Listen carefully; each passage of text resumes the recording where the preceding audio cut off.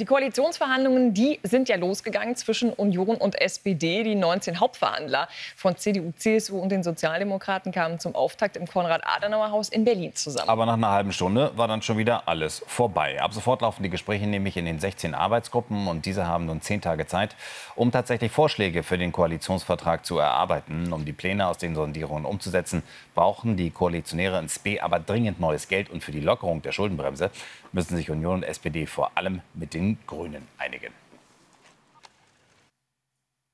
Sprechen wir über die schwierigen Vorzeichen dieser Regierungsbildung. Zugeschaltet ist uns jetzt Bela Ander, Experte für politische Kommunikation und ehemaliger Regierungssprecher unter Gerhard Schröder. Schönen guten Morgen, Herr Ander. Guten Morgen, Herr Ander. Guten Morgen, Frau Droste. Hallo, Herr Hedler. Ja, das ist interessant. Man sitzt also nun zusammen. Das ist alles im Detail extremst geregelt. Und war ja der Vorwurf der Grünen gestern, dass das Ganze so schwierig läuft. Auch der Einigung mit den Grünen, weil man sich selbst gar nicht vertraut zwischen Union und SPD. Sehen Sie das auch so? Ja, also das ist schwierig. Also doch, den Eindruck kann man haben, weil beide ja ein bisschen umeinander herumtänzeln. Man hatte erst den Eindruck in den ersten Gesprächen, gerade auch nach den gemeinsamen Pressestatements von Lars Klingbeil, dem SPD-Vorsitzenden und Fraktionsvorsitzenden, und Friedrich Merz, dem designierten Kanzler, dass das gut läuft und dass die beiden mit einem relativ souveränen Auftritt da kommen. Und dann kam diese Anschuldigung von Boris Pistorius gegen Thorsten Frey, jemand aus der Union, den parlamentarischen Geschäftsführer, den man eigentlich mit einem sehr klaren Ton kennt, dem man nicht unterstellt, er wäre da böswillig und alles mögliche andere, was ihm Boris Pistorius in der Fraktion unterstellt hat. Und jetzt gibt es eine große Unsicherheit, nämlich bei den Sozialdemokraten, ob man möglicherweise diese beiden Pakete, um die es geht, jedes ungefähr 500 Milliarden Euro schwer voneinander abtrennt. Und die Sozialdemokraten, aber auch die Ministerpräsidenten brauchen dieses Infrastrukturpaket, um ihre eigenen Mitglieder zu überzeugen, diesem Ganzen zuzustimmen und auch der Koalition. Also insofern ist das Misstrauen schon da. Aber das ist ja genau das Problem für Union und SPD, um diese beiden Sondervermögen durchzusetzen, Herr Ander.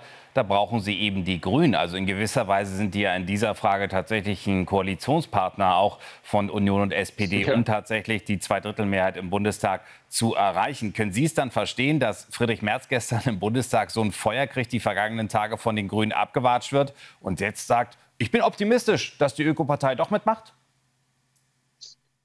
ja, das kann ich verstehen, obwohl ich Ihren Eindruck teile, Herr Hitler. Das war nicht klug, auch wieder nicht klug, wie Friedrich Merz, der gestern agiert hat. Wir haben das ja gesehen, zum Teil haben Katharina Dröge und andere Grüne da vor Verzweiflung den Kopf auf den Tisch gelegt. Es gipfelte darin, dass Friedrich Merz in Frustration, weil er diese Reaktion natürlich spürte, den Grünen entgegenwarf, was wollen Sie denn eigentlich noch? Ich habe hier 50 Milliarden bereitgestellt.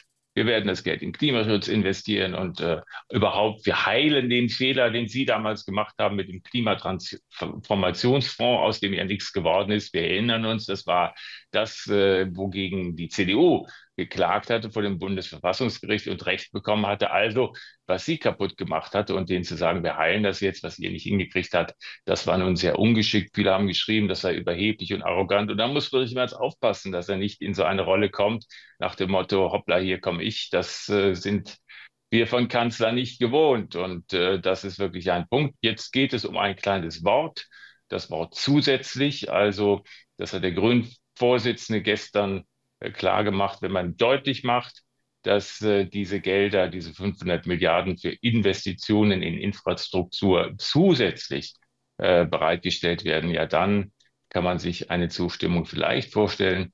Aber wir werden sehen bis nächsten Dienstag. Nun könnte das ja aber auch intern alles ziemlich haarig werden. Es gibt ja jetzt im Vorfeld schon doch sehr unterschiedliche Positionen, wie etwa man umgeht mit den 15 Euro Mindestlohn, wann das und wie das kommt, auch die Kürzungen im Bereich der Ministerien. Das ist alles hoch umstritten. Also was erwarten Sie von diesen Arbeitsgruppen und den Gesprächen? Von denen erwarte ich Einigung. Das ist klar. Das ist so wie Tarifverhandlungen, Friedensverhandlungen. Da ist klar, dass man mit seinen Positionen zum Teil nach außen geht und die auch öffentlich macht, auch die Streitpunkte, um sich dann durchzusetzen. Darum geht es ja. Es sind ja unterschiedliche Politikmodelle, auch hier von CDU und SPD und CSU.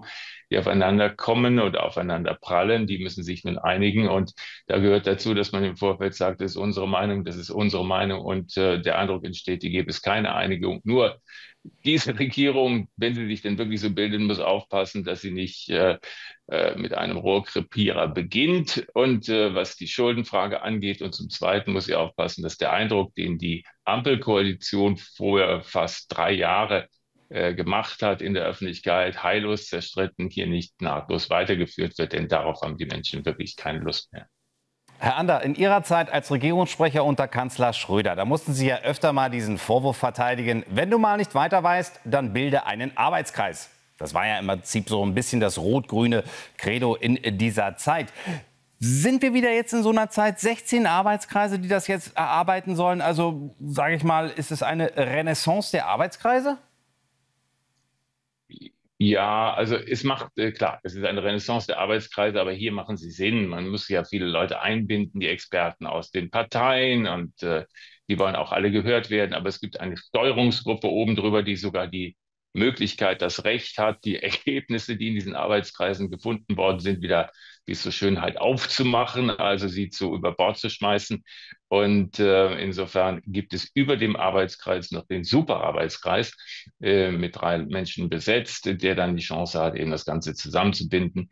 Und es ist mehr als eine Beschäftigungstherapie, was da läuft mit den Arbeitskreisen, aber wir haben zumindest noch die Möglichkeit einer Regelung oben drüber. Und lieber Herr Edler, weiß ich sagen, ich darf doch daran erinnern, dass die Regierung damals unter Kanzler Schröder die einzigen Wirtschaftsreformen auf den Weg gebracht haben, die Deutschland in den letzten 25 Jahren hatte und von der die Nachfolgeregierung von Angela Merkel viele Jahre gut gelebt hat. Naja, und so viel Mut ist zumindest ja jetzt bei den Koalitionären ins B noch nicht zu erkennen. Herr Ander, wir danken Ihnen ganz herzlich fürs Gespräch. Und Sie haben vollkommen recht. Schönes Wochenende, Herr Ander. Dankeschön. Danke.